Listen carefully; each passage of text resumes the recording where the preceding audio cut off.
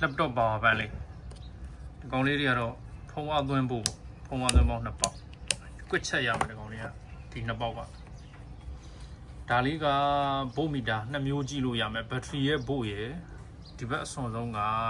laptop တစ်ပေါက်19ဘို့ထွက်မယ်အဲဒီဒီကောင်လေးဖွင့်လိုက်ရင်ဒီဘက်ချမ်းကိုနှိပ်လိုက်ရင်ဒီကောင်19ဘို့ထွက်ပြီဒီကောင်ပိတ်လိုက်ရင်ဘို့မပြတော့ဒါ19ဘို့ပြီးတော့လဲမှာဆိုရင်ပိတ်ထားတာဒီဘက်ကိုနှိပ်လိုက်ရင်ဘက်ထရီရဲ့ဘို့ပါ laptop အတွက်ကိုဒီတက်အက150 watt ကလေးသုံးထားတယ်ဒီကောင်တစ်လုံးစာတော့ကောင်းကောင်းလေးအဆင်ပြေတယ်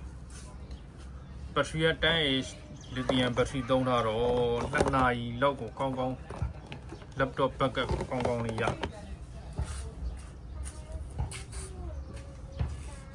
ထဲ wiring ပေါ့laptop mini power bank လေးပေါ့